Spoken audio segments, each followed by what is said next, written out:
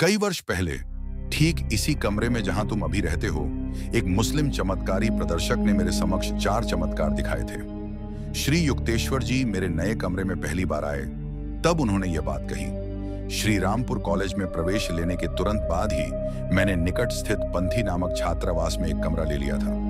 गंगा तट पर स्थित पुराने ढंग का ईंटों का एक भवन था।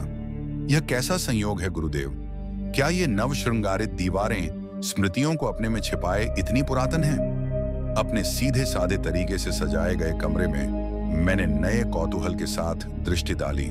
यह एक लंबी कहानी है। मेरे गुरु पूर्व स्मृतियों को ताजा करते हुए मुस्कुराए। उस फकीर का नाम अफजल खान था।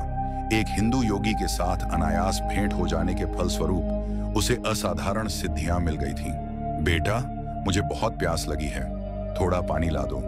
अफजल के बचपन में पूर्वी बंगाल के एक छोटे से गांव में एक दिन एक धूल धूसरित सन्यासी ने उससे याचना की, बाबा जी, मैं तो मुसलमान हूं, आप हिंदू होकर मेरे हाथ का पानी कैसे पिएंगे?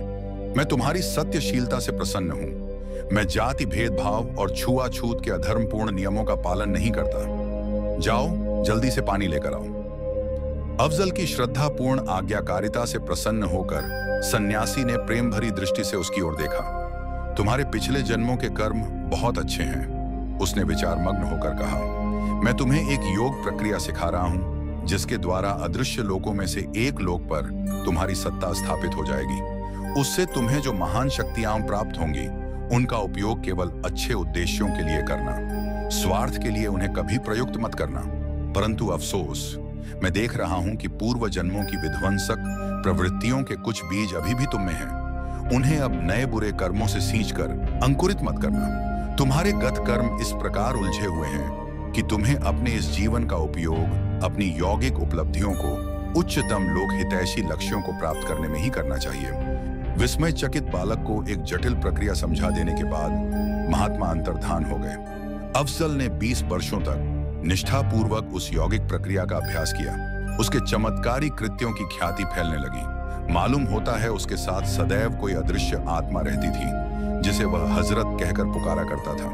वह अदृश्य अस्तित्व अफजल की छोटी से छोटी इच्छा को भी पूर्ण करने में समर्थ था। अपने गुरु की चेतावनी को भूलकर अफजल ने अपनी शक्तियों का दुरुपयोग करना आरंभ कर दिया। जिस किसी वस्तु को भी वह एक बार उठाकर वापस रख देता, वह शीघ्र ही ऐसे अदृश्य हो जाती कि फिर उसका अता पता लगाना संभव न होता। इस बात की व्यथाकारी संभावना सदा ही रहने के कारण साधारणतया किसी को भी उसका अपने घर दुकान पर आना अच्छा नहीं लगता था। समय समय पर वह कोलकाता में जवाहरात की दुकानों में खरीदारी के बहाने पहुंच जाता। वहां जिस जिस रत्न को भी वह छू लेता, वे सभी रत्न उसके दुकान से जाते ही गायब हो जाते। अफजल प्राय कई शिष्यों से घिरा रहता, जो उसके भेद को जानने की आशा में उसके शिष्य बन गए थे। कभी कभी वह यात्रा में उन्हें अपने साथ ले लेता। रेलवे स्टेशन पर वह किसी न किसी प्रकार टिकटों की गड्डी को छू लेता। फिर इस गड्डी को वह क्लर्क की ओर यह कहते हुए सरका देता कि मैंने इरादा बदल दिया है, अब मुझे ये टिकट नहीं चाहिए। परंतु जब वह अपनी शिष्य मंडली के साथ ट्रेन पर सवार हो जाता, तब सबके लिए आवश्यक टिकटें उसके पास होती। इन कारनामों से हाहाकार मच गया। बंगाल के जौहरी और टिकट बेचने वाले बाबू व्याकुल हो उठे। अफजल को पकड़ने की ताक में रहने वाले पुलिस वाले असहाय हो गए, क्योंकि उसे दोषी ठहराने की क्षमता रखने वाले प्रमाण को वह केवल यह कहकर अदृश्य कर सकता था, हजरत, इसे हटा दो। श्री युक्तेश्वर जी उठकर मेरे कमरे के बाहर बनी बालकनी में जा खड़े हुए, जहां से गंगा का दृश्य दिखता था। अफजल के कुछ और विस्मयकारी कारनामों को सुनने की उत्सुकता से मैं भी उनके पीछे पीछे चला गया। यह पंथी भवन पहले मेरे एक मित्र का था। उसकी अफजल से पहचान हो गई और उसने उसे यहां बुला लिया। मेरे मित्र ने लगभग 20 एक पड़ोसियों को भी बुला लिया, जिनमें मैं भी था। अफजल ईश्वर प्राप्त संत नहीं था, गुरुदेव आगे कहते गए। स्थायी और कल्याणप्रद प्रकार के चमत्कार केवल सच्चे संत ही कर सकते हैं, क्योंकि वे सर्वशक्तिमान जगत सृष्टा के साथ एकात्मता प्राप्त कर चुके होते हैं। अफजल केवल एक साधारण मनुष्य था, जिसे एक ऐसे सूक्ष्म लोक में प्रवेश करने की असाधारण शक्ति प्राप्त थी, जहां मृत्य मानव मृत्यु के पहले प्रवेश नहीं कर सकते। अब मेरी समझ में आ गया गुरुजी, परलोक में काफी मोहक आकर्षण है। गुरुदेव इससे सहमत हो गए। मैंने उस दिन के बाद अफजल को फिर कभी नहीं देखा, परंतु कुछ वर्षों बाद बाबू एक दिन मेरे घर समाचार पत्र में छपी अफजल की खुली स्वीकारोक्ति का विवरण दिखाने आया।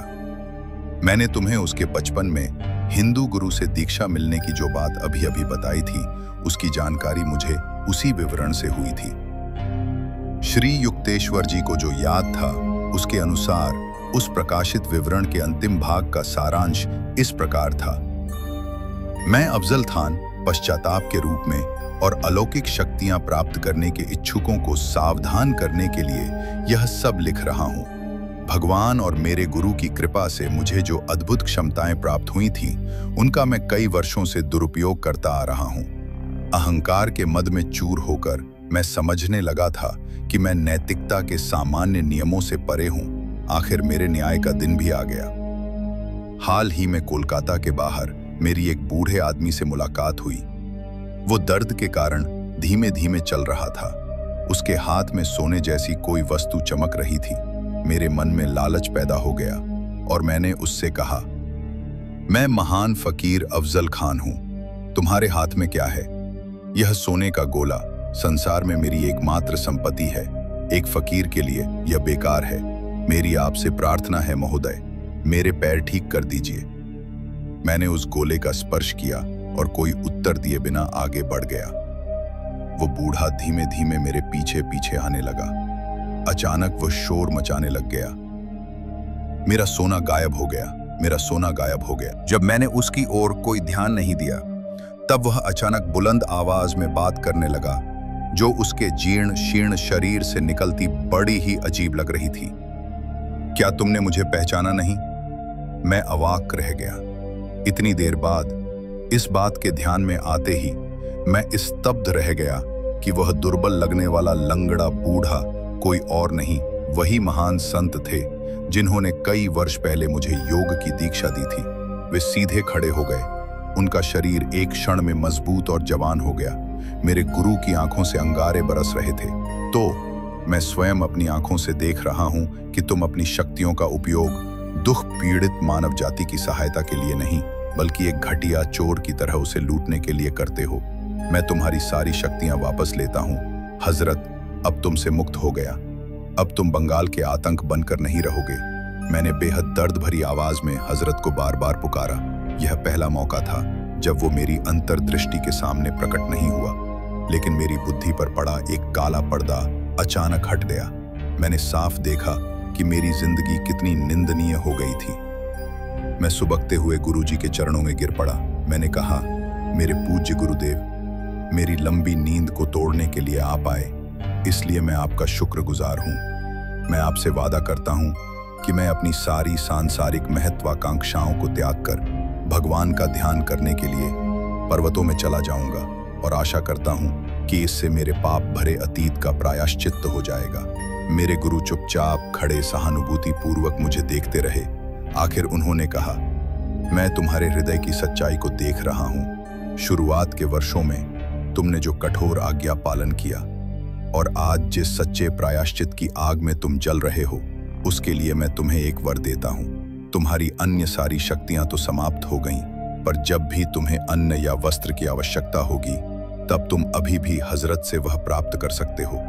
पर्वतों के एकांत में पूरा मन लगाकर ईश्वर का ज्ञान प्राप्त करने में अपने आप को समर्पित कर दो। फिर मेरे गुरु अंतर्धान हो गए। वहां रह गए थे मैं और मेरे आंसू और अतीत के विचारों पर तड़पता मेरा मन। अलविदा दुनिया। मैं अब उस विराट प्रेमी की क्षमा प्राप्त करने का प्रयत्न करने जा रहा हूं।